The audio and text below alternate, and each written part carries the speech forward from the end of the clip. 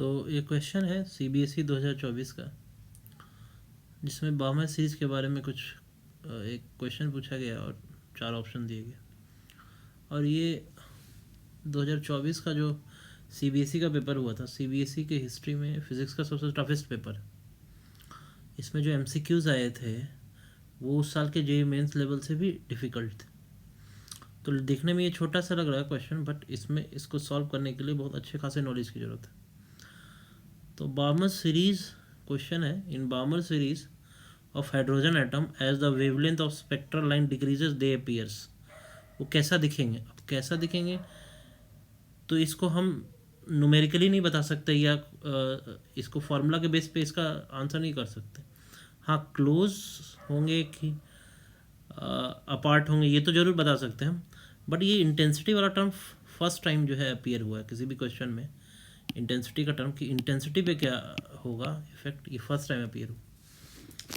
तो इसको जानने के लिए सबसे पहले थोड़ा सा बामर सीरीज़ को हम रिकैप कर लेते हैं, उसके बाद फिर हम इस क्वेश्चन पे वापस आएंगे। तो इधर देखें तो बामर सीरीज़ जितने भी है यहाँ पे देखें, बामर सीरीज़ जो है ये इंक्लूड्स द लाइन दैट, ये ट्रांजिशन कहाँ से होता है इसमें ट्रांजिशन होता है आउटर ऑर्बिट होना चाहिए इन ग्रेटर देन 2, और जो है किस ऑर्बिट पे आना चाहिए 2। यानी जब भी ये एमिट कर रहा होगा, एब्जॉर्प्शन के बाद जब भी इमिशन स्पेक्ट्रम बनेगा इसका, तो अगर n इक्वल टू 2 से ज़्यादा से कोई भी आउटर सेल से, अगर आउटर ऑर्बिट से अगर n इक्वल टू 2 पे आते हैं तो उस तरह के हम इमिशन स्पेक्ट्रम को क्या बोलते हैं? बामर।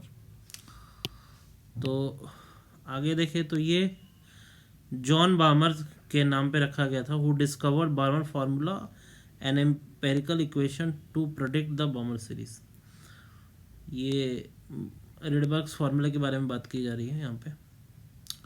तो 1885 में ये फर्स्ट है, ये पहला, जितने भी सीरीज़ पढ़ने हैं हमें सब में से सबसे पहले जो सीरीज़ जो डिस्कवर हुआ था वो यही है, बामर सीरीज 1885 में, that means in 19th century. तो 1885 में ही ये डिस्कवर हो गया। बाकी सारे सीरीज़ जो है 1900 के बाद के हैं।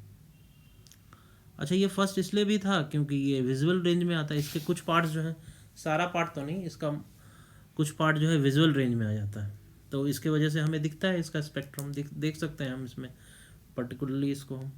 बाकी सबको तो हम डिटेक्ट करते हैं, लाइमर, बामर, पास्चन, फुंड, ब्रैकेट, ये सब में से अगर हम देखें तो सिर्फ और सिर्फ जो है बामर सीरीज़ को हम देख सकते हैं, बाकी तो हम डिटेक्ट करेंगे क्योंकि दिखता तो है नहीं वो। तो इसलिए फर्स्ट था ये 1885 में।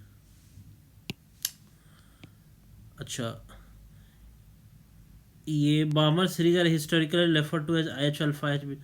अच्छा, इसमें से जिसमें भी लाइंस होते हैं ना, जितने भी स्पेक्ट्रल लाइंस आते हैं, इसका नाम दिया गया H अल्फा H बीटा। इसको हम आगे देखते हैं क्या है ये।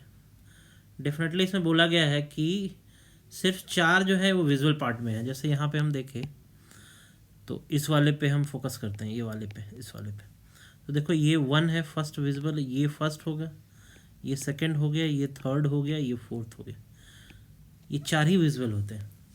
अगर यहाँ से देखें, यानी n इक्वल टू 3 से जब ये n इक्वल टू 2 पे आ रहा होता तो हमें 656.3 नैनोमीटर का जो है वेवलेंथ दिखती है, और जो है ये रेड कलर की होती है। नेक्स्ट बार जो है ये देखेगी 486, फिर 430, 410। तो ये 4 ही हमें विजिबल है। हालांकि ये 5वां जो है ना, ये फिफ्थ वाला, फिफ्थ लाइन भी जो है फिफ्थ मेंबर है, ये फिफ्थ मेंबर ऑफ बामर सीरीज भी जो है हमें दिखना चाहिए बट दिखता नहीं। उसका रीज़न ये है कि जैसे जैसे हम n इक्वल टू 2 से 3 पे जाएंगे ना, जैसे n इक्वल, ये है n इक्वल टू 2, और आगे मैं ऐसे बना दे रहा हूँ, ये 3 हो गया n इक्वल टू 3, ये n इक्वल टू 4, आगे ऐसे ही। तो प्रोबेबिलिटी क्या होती है जब n इक्वल टू 2, जितने भी सीरीज़ हैं सबसे मैक्सिमम प्रोबेबिलिटी किसकी है? 3 से 4 आने में तो कोई ऑप्शन है ही नहीं। जैसे n इक्वल टू 3 से अगर 4 से 3 से अगर 2 पे आना है तो कोई ऑप्शन है ही नहीं, एक ही। लेकिन इससे बना कि प्रोबेबिलिटी बहुत कम है कि यहाँ पे, मतलब प्रोबेबिलिटी तो है लेकिन कम है, इससे कम है प्रोबेबिलिटी, क्योंकि इसके पास ऑप्शन ये भी है ये आने का। जैसे ही ये हुआ तो ये बाइमर सीरीज तो हुआ ही नहीं, ये तो इसमें चला गया तुम्हारे नेक्स्ट बाइमर सीरीज के नेक्स्ट जो भी आता है उसके बाद वाले में चला गया ये, ठीक है। तो और उसके बाद जो है अगर इसके ऊपर n=4 पे देखा जाए, इसके पास 1 2 3 ऑप्शन है, 3 में से यही वाला चूज़ करिए तो प्रोबेबिलिटी और कम होती जाएगी ना। जैसे जैसे हम ऊपर जाएंगे ना प्रोबेबिलिटी और कम होती जाती है। तो इस वजह से क्या होता है कि हमें इंटेंसिटी उसकी कम दिखती है। जैसे इंटेंसिटी का फॉर्मूला क्या है, तो इसमें देख भी सकते हो। पहले इंटेंसिटी का फॉर्मूला देखते हैं। इंटेंसिटी क्या होता है, पावर अपॉन एरिया, और पावर जो है ये क्या होता है, एनर्जी अपॉन टाइम। अच्छा, एनर्जी अपॉन टाइम AT।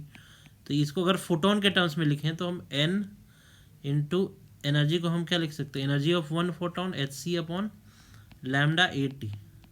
तो इंटेंसिटी में देखोगे बाकी सारे पैरामीटर्स तो कांस्टेंट है, तो इंटेंसिटी 2 पैरामीटर्स के ऊपर डिपेंड कर रहा है। यहाँ पे सिर्फ और सिर्फ लैम्डा के टर्म्स में हम इंटेंसिटी के बारे में डिस्कशन नहीं कर सकते। तो इसीलिए ये वाला जो क्वेश्चन है, पीछे वाला जो क्वेश्चन है, इसमें बच्चे जो है ज़्यादातर बच्चे जो स्ट्रॉन्गर इंटेंसिटी वाले में टिक कर देते हैं कि जैसे जैसे वेवलेंथ को कम करेंगे, देख रहे हो यहाँ पे, जैसे जैसे वेवलेंथ को हम इधर कम करेंगे इधर ही जा रहे हैं, तो ये इक्वली स्पेस्ड है नहीं, ये तो इनके बीच की स्पेसिंग कम होते जा रही है, तो क्लोजर होते जा रहे हैं, तो ये तो सही है क्लोजर टुगेदर। लेकिन जब इंटेंसिटी के बारे में चर्चा करनी हुई ना, तो इंटेंसिटी सिर्फ और सिर्फ जो है फोटोन के एनर्जी पे डिपेंड नहीं करती है, नंबर ऑफ फोटोन्स पे भी तो डिपेंड करेगी। तो ये नंबर ऑफ फोटोन्स किस पे डिपेंड करेगा, कितनी प्रोबेबिलिटी है। तो जैसे जैसे n=3 से 2 आने की ज़्यादा प्रोबेबिलिटी है, 4 से 2 आने की उससे कम हो गई, 5 से 2 आने की उससे और कम हो गई, 6 से 2 आने की और बहुत कम हो गई, 7 से 2 आने तो इतनी कम होगी कि हमें दिखता ही नहीं है।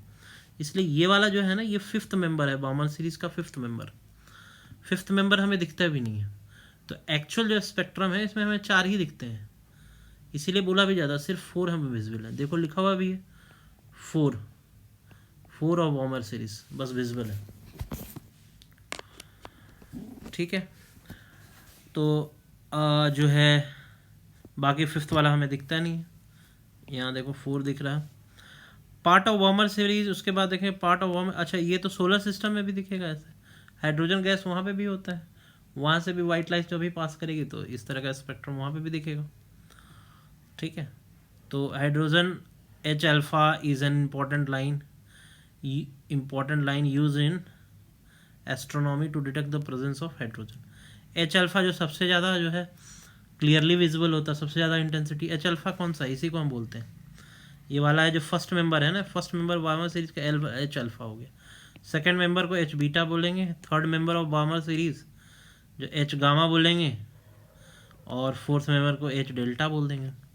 यही 4 जो है वार्मर सीरीज के हमें विजिबल होती है, 5वां मेंबर हमें विजिबल होता नहीं, ठीक है। अच्छा कुछ और देख लेते हैं कि इसको हम एमिशन स्पेक्ट्रम जो हो रहा है इसको हम लाइन स्पेक्ट्रम भी बोलते हैं, क्योंकि यहाँ पे देखो कंटिन्यूस तो है नहीं, इसको हम कंटिन्यूस बोलेंगे। यानी अगर विजुअल का स्पेक्ट्रम अगर कंटिन्यूस है इसको बोलेंगे, यानी सारे कलर्स प्रेजेंट है, बीच में कोई गायब नहीं। ये जो है ब्रोकन लाइन्स आ जाते हैं बीच में, इसमें सॉरी इसमें नहीं, इसमें इस वाले में, ये उल्टा लिख दिया मैंने, ये है एमिशन स्पेक्ट्रम, तो ये है ना, तो इसको हम बोलेंगे लाइन स्पेक्ट्रम, ठीक है। इसको हम बोलेंगे लाइन स्पेक्ट्रम। और नीचे वाले जो एब्जॉर्प्शन स्पेक्ट्रम वो ब्रोकन लाइन्स है बीच बीच में, देखो वो भी कंटिन्यूस नहीं है, ठीक है। और ऊपर वाला जो है वो तो है ही नहीं, वो तो लाइन है सिंपली, ठीक है। और यही जो है फर्स्ट डिटेक्ट यही हुआ था, ठीक है। तो देख भी रहे हैं यहाँ पे हमें चार्ज भेज, धीरे धीरे इंटेंसिटी सबकी कम होते जा रही है, इसकी सबसे हाई धीरे धीरे, तो यही इसलिए ये ज़्यादा यूज़ भी होता है। ये H-alpha वाला जो है इम्पॉर्टेंट है एस्ट्रोनॉमी में, अगर हमें डिटेक्ट कहीं करना है कि वहाँ पे हाइड्रोजन है कि नहीं। वाइट लाइट पास करेंगे कहीं से भी, अगर रेड दिख रहा है, बाकी की इंटेंसिटी उतनी नहीं दिखेगी, रेड वाला जो है इंटेंसिटी हाई होने की वजह से हमारे आँख को दिख जाएगा, हम बोल देंगे कि हाँ वहाँ पे हाइड्रोजन प्रेजेंट है। ठीक है।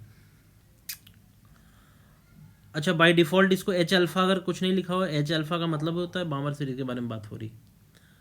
ठीक है, यानी अल्फ़ा जो है ऐसे बोल सकते हो हमें, अल्फ़ा लाइन, तो अल्फ़ा लाइन ऑफ एच अगर लिखा हुआ है तो बामर सीरीज के अंदर ही आता है। हिस्टोरिकली देखो लिखा हुआ है H alpha, H beta, H gamma. अभी वापस इस क्वेश्चन में आते हैं।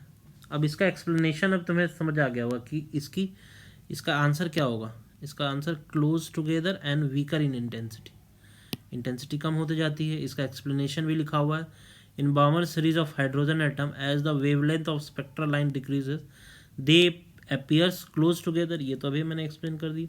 वीकर इन इंटेंसिटी भी अभी एक्सप्लेन कर दिया। क्यों? क्योंकि यहाँ पे देखो ये क्या है, लो इंटेंसिटी क्यों है, due to decrease transition probability. Transition probability क्या हो जाती है, डिक्रीज, इसके वजह से क्या होता है, कम जो है प्रोबेबिलिटी है फोटॉन्स के इमिट होने की, और एन की वैल्यू कम हो जाती है उससे। इंटेंसिटी अभी तो बताया था, is equal to n upon lambda, ये कम हो जाता है, ये जरूर बढ़ जाता है, लेकिन ये इतना ज़्यादा कम हो जाता है कि ओवरऑल क्या होता है, इंटेंसिटी डिक्रीज। अच्छा, इस एक और जो है इसी से एक सवाल का आंसर ये है, बामर सीरीज जो है did not observe the hydrogen emission line for the transition n equal to 7 से 2, अभी बताया था, जो फिफ्थ मेंबर है वो विजुअल नहीं होता, because the intensity of this transition is much lower comparison to n equal to 6 to 2, इससे बहुत ट्रांजिशन इंटेंसिटी बहुत कम हो जाती है, वो हमारे नेकेड आइज को विजिबल नहीं होता। This is due to the probability of transition between different energy levels, where transition with higher value of n has low probability of occurring compared to the transition with lower initial value of n। ठीक है, तो जिसकी value n की कम रहेगी definitely transition probability इसकी ज़्यादा है, अभी मैंने एक्सप्लेन किया।